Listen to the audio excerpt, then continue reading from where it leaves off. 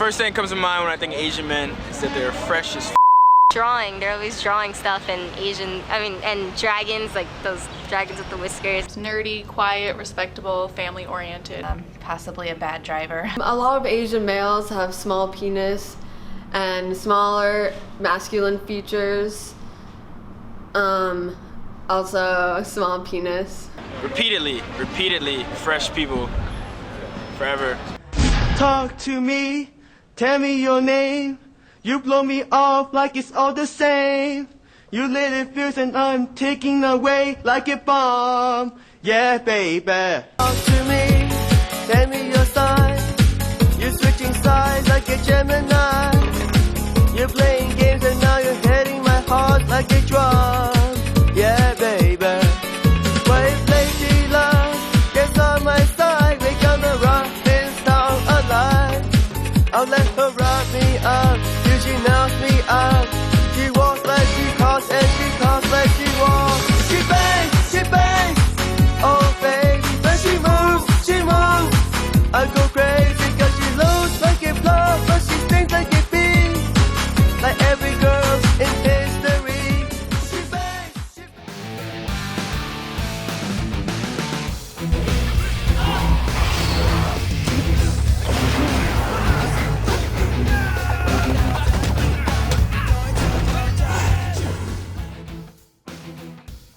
Steven Seagal is a great martial art actor in Hollywood. So is Jet Li. Their movies are pretty much the same, kicking and punching enemies. But there's one crucial difference.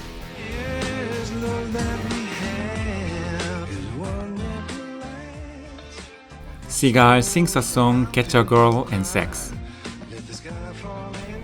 But Jet Li never gets a girl, not even a kiss. All he does is cracking bones and bones and bones.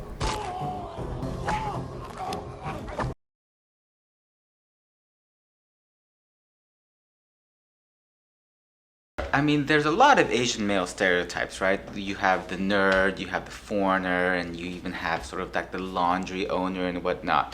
But the one that sort of stayed and has stayed historically very consistent is this failed man, right? Where in every way, the Asian male in American media outlets have failed at being a real man, right? And by real man, we're talking about this American norms for what a real man is, right? Very rugged, very strong, but also very sort of sexually adventurous, right? And that's where the Asian male fails in American media.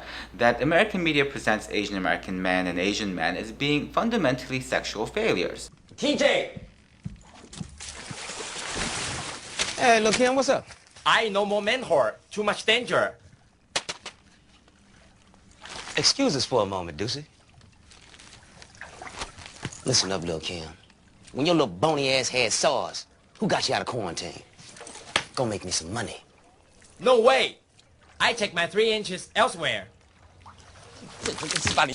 You are stinky. So stinky, my mother in Korea called me and said, "What is that smell?" I'm surprised you're upset by men's smell. Most women like you enjoy it. Asian masculinity has been considered inferior to Caucasian masculinity. For instance, the physical attributes of Asian men in comparison with Caucasian men were interpreted as something that denotes their inherent effeminacy. Mr. Chow. Leslie Chow. Holy shit! Open it! Okay! Open it!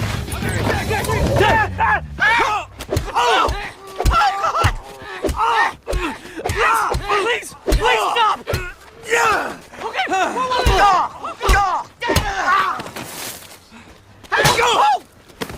Whoa! I'm with you! I'm with you! You gonna fuck on me? Nobody's gonna fuck on you! We're on your side! I hate Godzilla! I hate him too! I hate him! He destroys cities! Please! This isn't your fault. Here Mr. Chow is jumping around naked. His body is not sexy at all. In fact, it's something strange, something to laugh at. Oppan Gangnam Style. Gangnam Style. Oppan Gangnam Style. Same goes for the Korean singer Psy and his hit song Gangnam Style. I think that Psy's Gangnam Style was so popular because it didn't force Americans out of their comfort box. It brought them the kind of representation of Asian masculinity that they were used to. Here's Psy, he's round, he's doing this crazy horse dance. It's a great time for everybody. And so that fits in with, like I said, the comedic representations of Asian American men already in American media.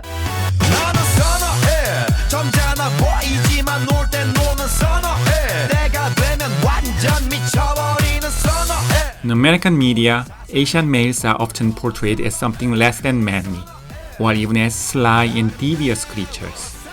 And there's a long history for that, starting with the yellow peril.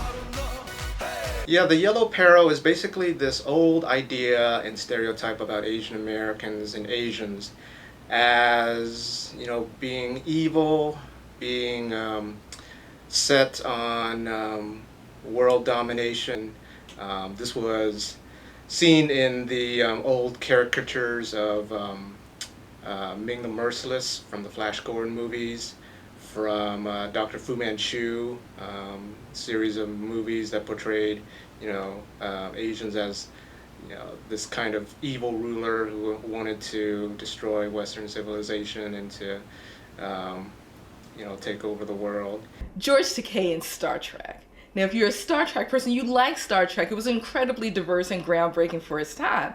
But at the same time, George Takei rarely was the lead in an episode. And when he was the lead, sad to say, and I love Star Trek, they kind of played into some of those stereotypes of Asian men. So it's the episode where the Enterprise goes through a wormhole, and it's the reverse. And so everyone's evil. And so Spock has a beard and he's evil Spock.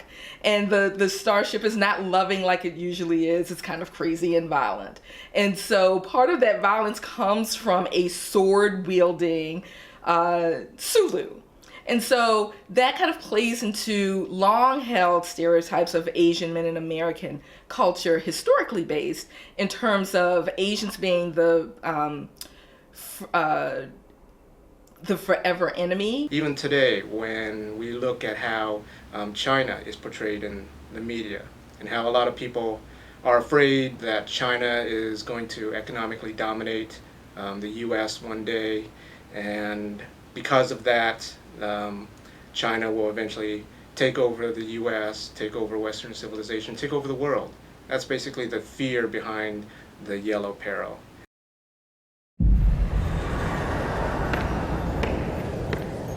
为什么强大的国家都会走向灭亡呢？古希腊、罗马帝国、不列颠帝国、美国，因为他们都犯同样的错误，与原来使得他们成功的原则背道而驰。美国政府企图以庞大的开支和税收来摆脱严重的经济衰退，巨额的所谓刺激开支。 庞大的医疗改革，政府接管私有企业，债务累累。当然，我们是他们的大债主。现在他们都得给我们干活。You can change the future. You have to. Among white Americans, I think a lot of them see the economic success of Asian Americans.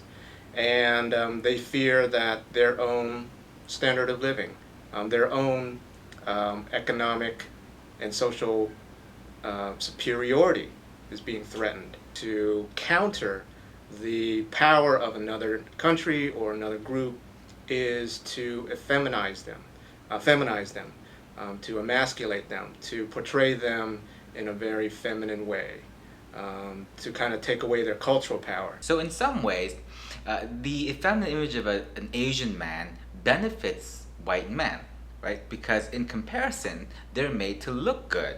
They're made to look like the one who can provide for a family, the one who could achieve sort of the masculine norm, the one who could be brave, the one who could be all of those things that men are supposed to be, because Asian men have simply failed, right? And in some ways, if you look at historically, what it also does is that it justifies white male domination of women of color, right? It's not that women of color are being forced into these relationships with white men, but why would they not choose a white man when their men have failed, right? And we see this image again and again and again and again and again, right? Where the Asian woman particularly falls in love with the one white guy. Probably, you know, a contemporary example is the Tom Cruise movie, The Last Samurai, right? Where he goes to Japan and he lives with the widow of the man he killed. And despite the fact that she's so resistant at first, she ends up falling in love with him. And now, isn't this the most ridiculous storyline ever? That would you possibly believe that an Asian man comes to the United States, kills a white guy, now somehow ends up living with his widow, and then she falls in love with him, right? People would think that's the most ridiculous story I've ever heard in my entire life. And yet, when you switch the race, and it's a white man and an Asian woman, then it becomes a romantic story. The feminized, asexual images of Asian men are actually the counterpart of highly sexualized Asian women in media.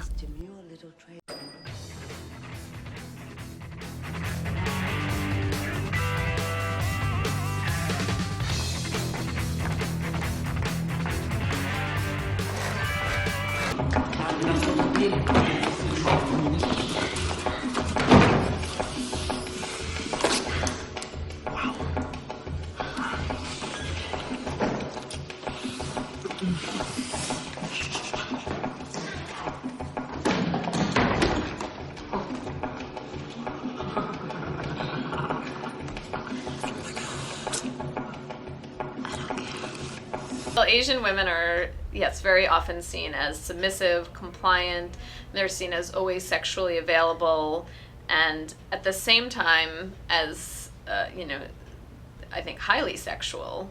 And that's the opposite of what Asian men are seen as, right? Asian men are seen as effeminate and not sexualized. To some extent, in both cases, it's a white masculine dominance over both, right? In both cases, there's a dominance over the Asian male body and a dominance over the Asian female body. If the Asian female body is imagined as submissive, it's not actually too different at the Asian male body. The Asian male body is seen as submissive to work, right? They can do the job, they can construct the railroads, but they're not seen as...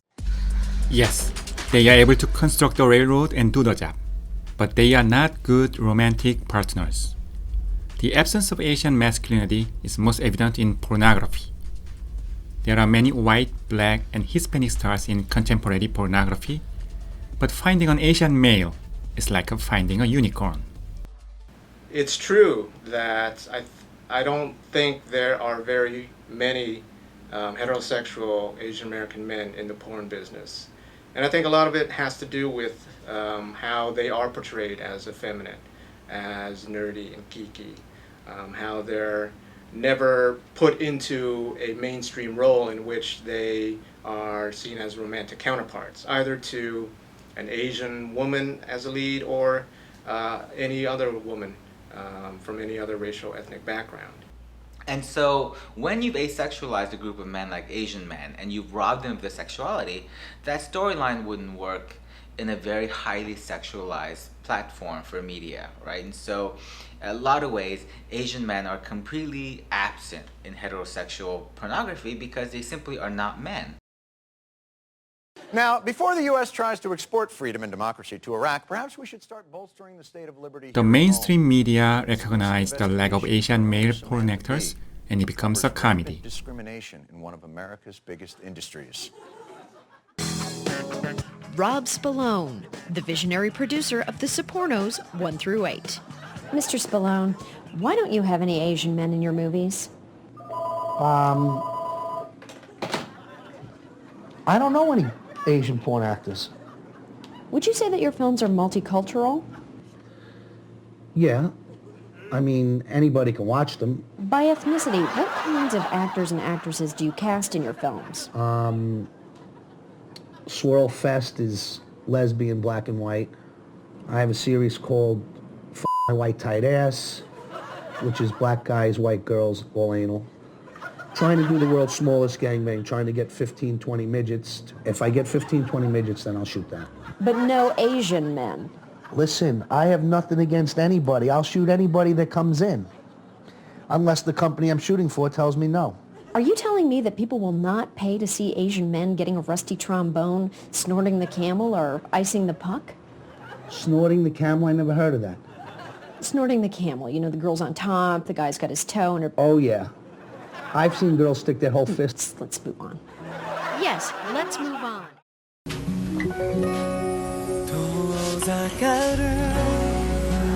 오늘 밤도요 시원하게 흔들어 볼까요? よく冷えたサオルマコリを用意してください。でもすぐに開けちゃダメ。マコリは振って飲むのが Different standards of masculinity exist around the world. Here we have some pretty face Asian actors. They are actually very popular in their native Korea and Japan and have a great female fan base. But here in the United States, they are just gay. Yeah.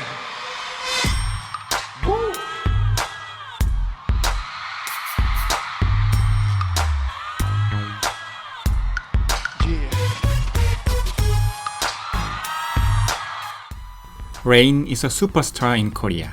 He's got a cute face and shows off his chiseled body. He has huge female fans throughout East Asia, and his sexuality as a heterosexual man has never been questioned until he came to the United States. Hey, Rain! Let me know when Korea lifts the embargo on balls. Good night, everybody!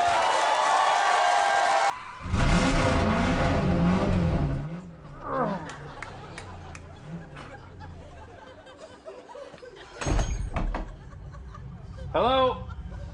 Somebody there? I'm sorry, we're closed for the night. You're gonna have to come back tomorrow. I don't think so.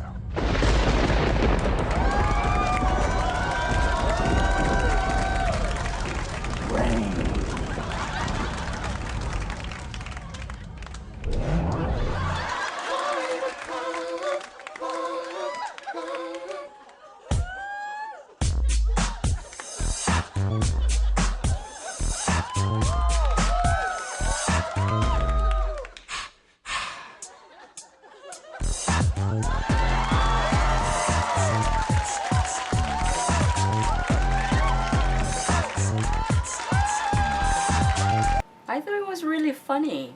I really thought it was funny that Colbert enacted this really corny gay guy in ugly clothes, whereas Rain was dressed in this sleek silver suit, flaunting his beautiful body. I really liked it.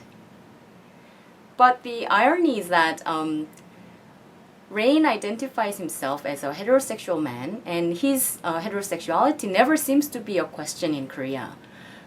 Colbert Report does not specifically name Rain's sexuality. However, by contextualizing this dance battle with this flaming gay persona, it clearly marks Rain as a kind of sexual icon for the gay population. Even though Rain's sexual orientation never seems to be a question in Korea, in the United States, it can be very different.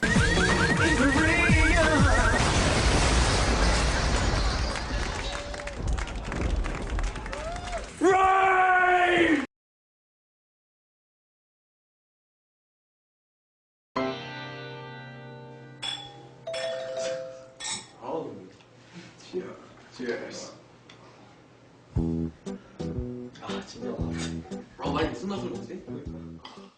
Asian males are feminized or sometimes regarded as gay in American pop culture. Now, what if you are actually an Asian gay man?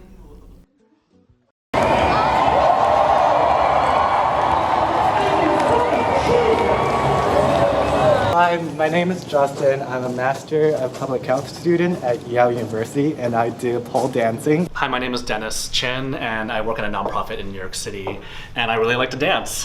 Potato Queens means Asian men or other people of other races who only dates white guys. And sticky rice is a term that describes a gay Asian man who is mostly attracted to other gay Asian men. I have to be honest, for the most my dating experience, I have been a potato queen. And the reason being, I myself internalized the beauty ideal being white. Am I sticky rice or am I a potato queen? I'm neither. Because I've dated gay Asian men in the past, are you calling me sticky rice because you think that that's a bad thing? That I should have done better, or what have you? For me personally, I prefer dating men of color. I think that for me, I've grown up in a world where we value whiteness. Like that is the standard of beauty. And this is not to say that I haven't dated white people, nor am I going to exclude white people from potential romantic partners. It's that I recognize that the options available to me, or what I'm told, what is beautiful, I don't see every day. Gay Asian men in the media, talk about marginalization.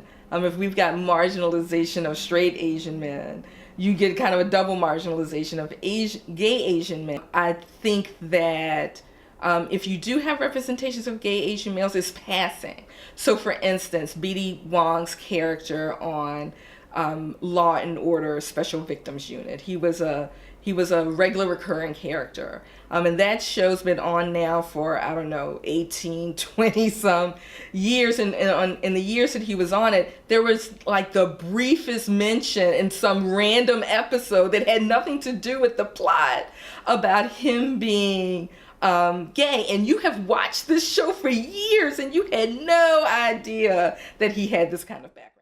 American media and pop culture tend to reduce gay men to certain stereotypes.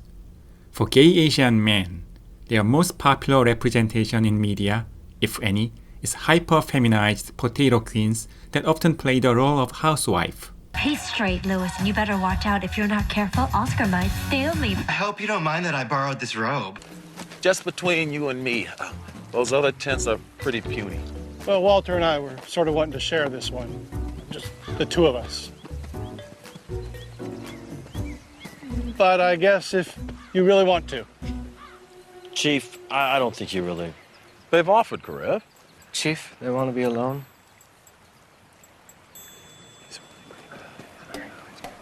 Oh!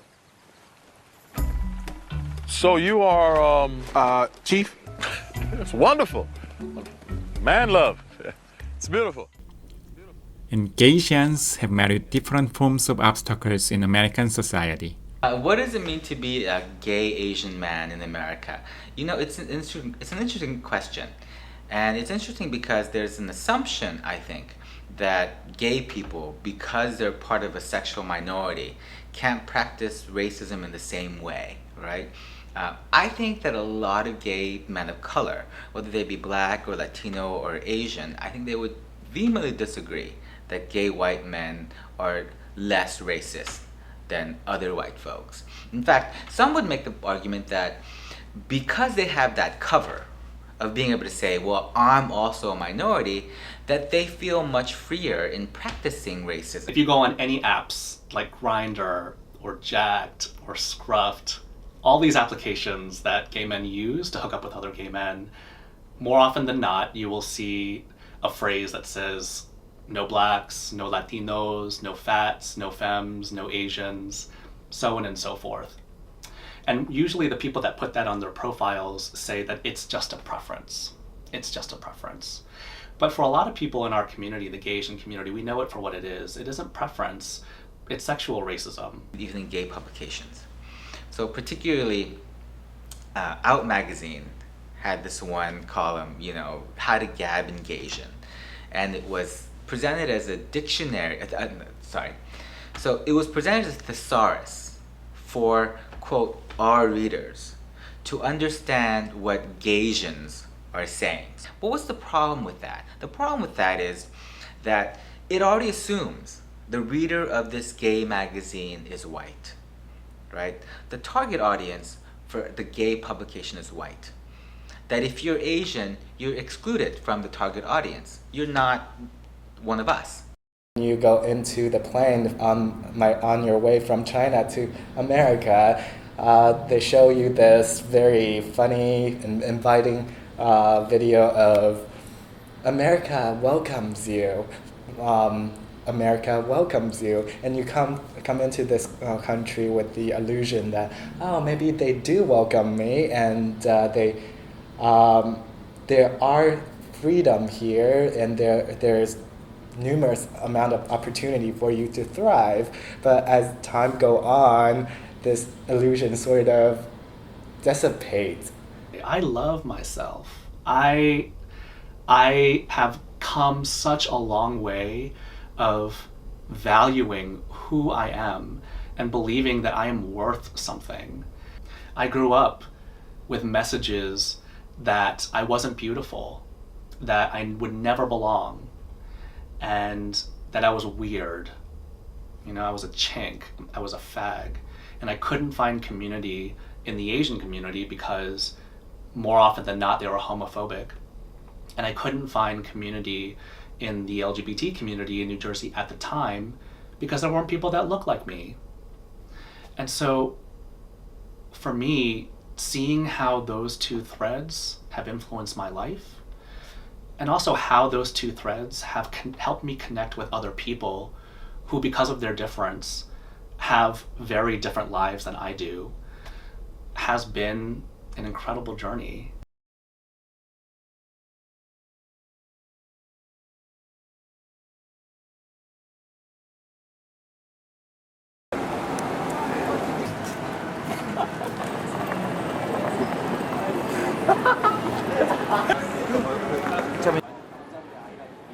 So Asian males are feminized in media. But what's wrong with that? In fact, many Asian males in the real world are physically smaller and less muscular than, say, white or black males. What's wrong in portraying Asian males in less masculine way? Well, the problem with that is that when you do look at the numbers, yes, on average, Asian men are sort of smaller, right? And they're a little bit shorter, they weigh a little bit less, whatever the case might be, right?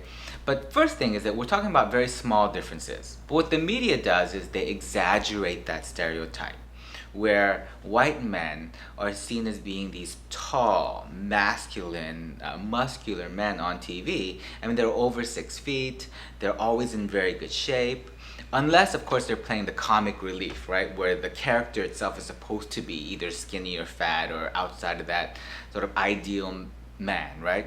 But the overwhelming majority of white male roles tend to go to these sort of tall men who are in very good shape, who are, very masculine, all sort of stuff.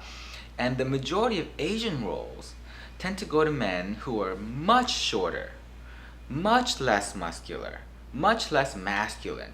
And so what the media does is they take a very small difference and then they exaggerate by creating an image for Asian men who are all very feminine, all very small, all very, tiny. According to the Western sense of masculinity and their standards, we have smaller wrists, we tend to be much leaner, even if we work out, and we can be more effeminate according to their standard. But just because I personally look very feminine according to their standard, doesn't mean that I'm not masculine. I'm feminine only because I am not afraid of showing it, and I do a good job showing it. The problem with consistently portraying Asian American men as smaller and less physically intimidating is that in American society, men are still rewarded based on physical strength.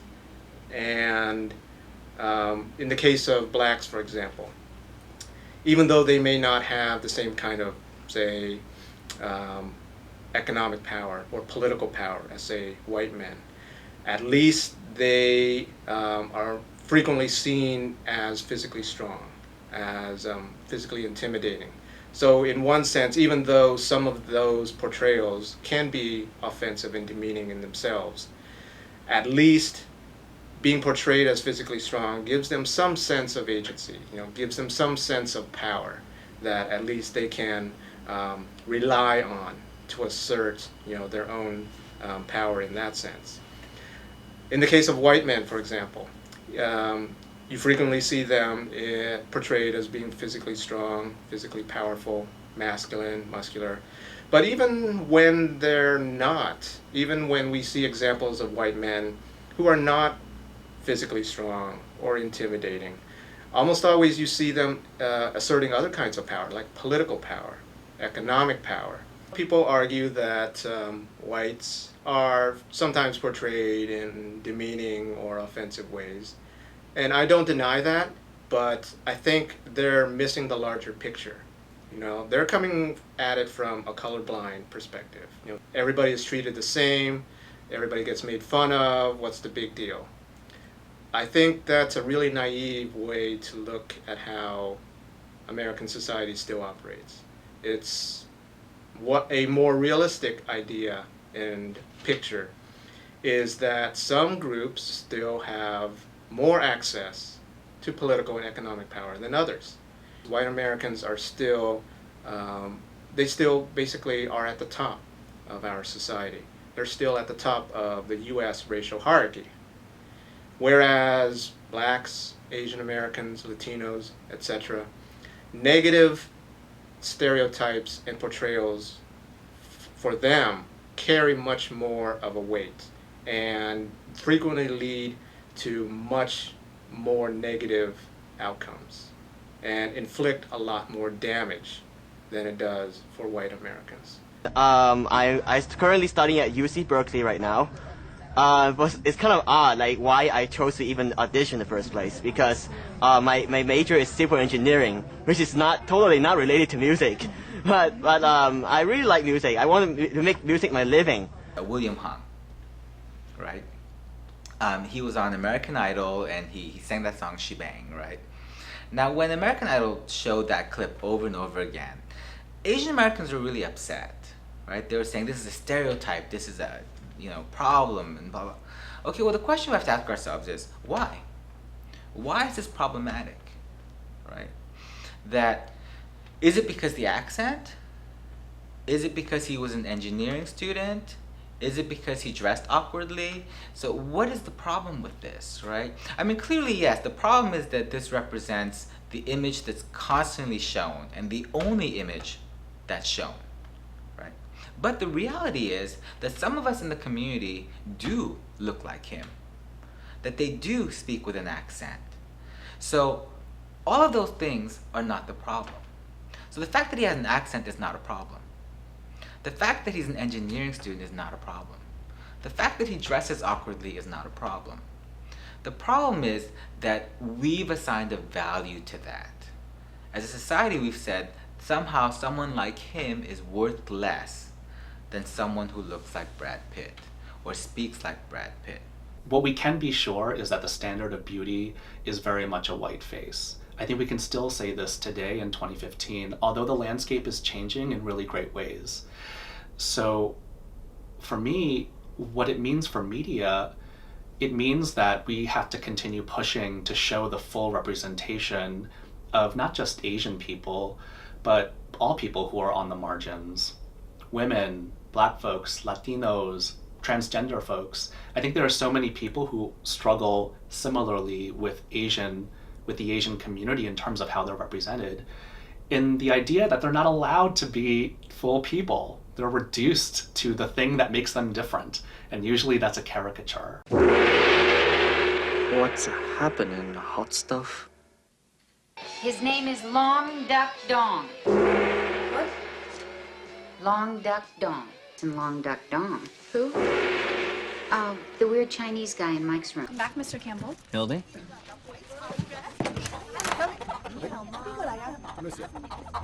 Close the door! Who put the Chinaman in my office? You got some balls for a Chinaman. I'm Korean. Whatever. Oh, check out this uptight Asian guy. Look at that. I work really hard because I'm no fun. I think it's a fair question to say, why should we care about these images, right? Because these, after all, it's TV, right? Everybody knows it's just entertainment, it's fake. I mean, the stories are sort of contrived and it's all just made up, right? But what's funny is that everyone sort of says, the media doesn't influence me, but it influences everybody else, right? And so the media does have an impact in the way that we see the world. I know that newscasters will say, we're only giving the audience what they want. Well, that's just not true, right? Images are filtered, and somebody makes decisions about, well, what should go on TV? What are the things that we should present, and how should we present them? And once we present them that way, it becomes real. Asking why we should care about media stereotypes is like asking why should we care about our cultural stories. We should care about our cultural stories because that's how we learn about society. That's how we learn about identity, about who we are and about who others are. That's how we learn about our values and what we hold important, what our society holds important. It used to be that we said that the family was the primary source of socialization, but we can't separate media from that primary source anymore because media is not a secondary source of socialization. It's integrated into family life. It's integrated into our lives from the minute that we're born.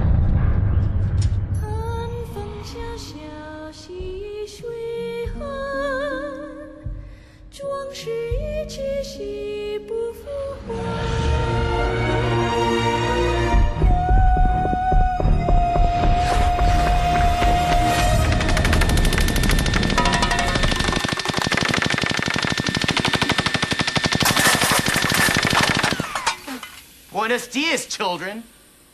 You are beginning to see some more nuanced comedic roles for Asian and Asian American men. So Ken Jeong's role on Community, even though it does kind of delve into those stereotypes, it also plays with those stereotypes, I think, in a more complex kind of way. I think in the next 5 years, you may see more representation of Asian American males and more lead roles, but I don't know if that's going to translate into a sustained change in terms of the types of images we see Asian American males have in American media. So it's glacial, that move, because remember, this has been a centuries-long process. Oh, baby, I like it raw. Yeah, baby, I like it. In recent years, we started to see more subtle, more positive representations of Asian men in the media. But there's a long way to go to overcome the long history of emasculation and discrimination. From the home of the Dodger Brooklyn squad, Wu-Tang Killer, he's on the